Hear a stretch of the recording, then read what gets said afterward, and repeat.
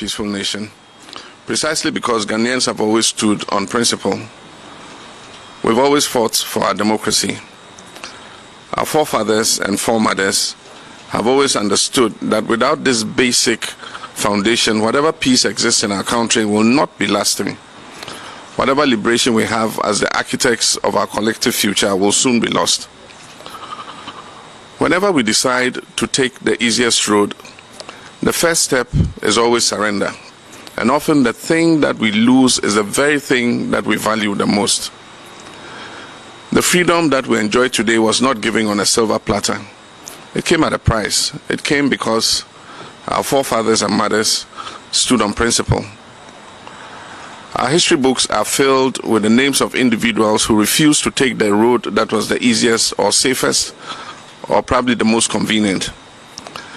They refused to surrender their ability to appeal for justice in a land where they are meant to have a voice and use it for the betterment of themselves and their children and future generations. All who fought for independence stood on principle to demand the sovereignty of this land that belongs to us, the people of Ghana. Indeed, Dr. Kwame Nkrumah once said, "Those who will judge us merely by the heights we have achieved will do well to remember the depths from which we started." There are many of you who are listening to me this evening who have spent your entire lives knowing only democracy. You know a Ghana in which every 4 years the citizens go to the ballot box to exercise their right to choose their leaders who they believe will serve their best interest. You know a Ghana in which the baton of power has been passed graciously and without incident from one party to another. A country with hundreds of radio stations and dozens of newspapers.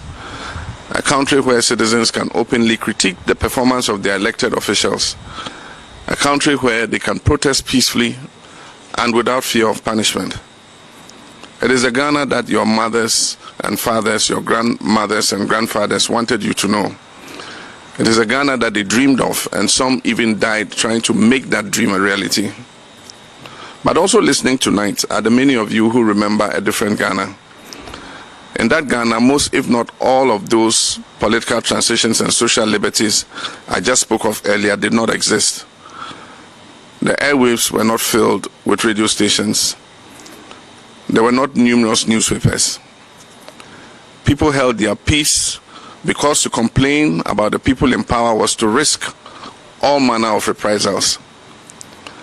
In that Ghana, presidential terms were interrupted by coup d'etats and former heads of state were executed. There was Kalabule and Operation Feed Yourself, not to mention years of hunger, bushfires, drought, and one economic recovery program after another. Even the Ghana of the Komipreko demonstrations bear little resemblance to the Ghana of today. We've traveled quite far as a nation in such a short period of time. The road has not been easy, nor has it been absent of obstacles. And that is why our beloved nation Ghana is often referred to as the trailblazer on the African continent. With each achievement, we have grown stronger as a people and as a nation. Through these trials and tribulations, our democracy has also been strengthened.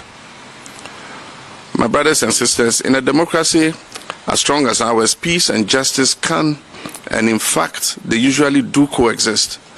And that is because in a democracy such as the one we have built in Ghana, it is the people who hold the power.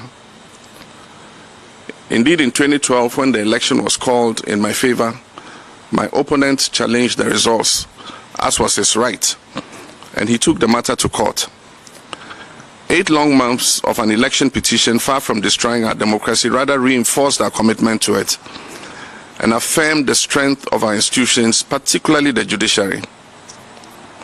It is only in governments where the people are powerless and at the mercy of those who hold office that peace, or at least what passes as peace, can exist without justice. Some people have asked me what I hope to gain by challenging the results of this election. Let me tell you, I want perhaps the very same thing that my opponent wanted when in 2012 he challenged the results of that election. I want the removal of doubt. I want for all of us to know that our elections should be free, fair, and safe, and that we do not have to settle for a process that leaves us confused and with more questions than answers. I want a Ghana where institutions of state can be held to account, where we can stand on principle and demand transparency without the risk of losing our lives. When people lose their lives, as 7 people have done in the course of our elections, we're moving backwards, not forward. We're unraveling the very fabric of our democracy. We're risking the loss of 3 decades worth of progress.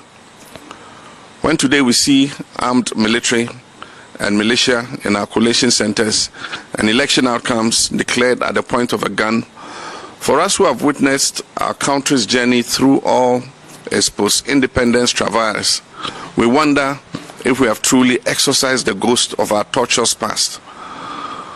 We must continue to be a nation in which our young citizens have faith in our institutions, trust the rule of law, and rely on the presence of peace because there is justice.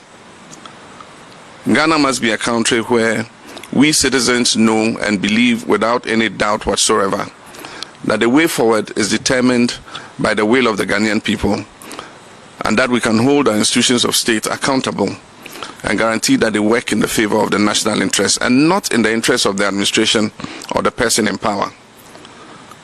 That is what I want. And this is why earlier today my lawyers filed a petition in the Supreme Court of Ghana challenging the declaration of the results of the December 7, 2020 presidential elections made by Mrs. Jean Mensah, the chairperson of the Electoral Commission. I've been compelled to do this because of her clear failure to act in accordance with our Constitution. I thank you for your kind attention. May your new year be one of good health and prosperity. May God bless each of you, and may God continue to bless our homeland, Ghana.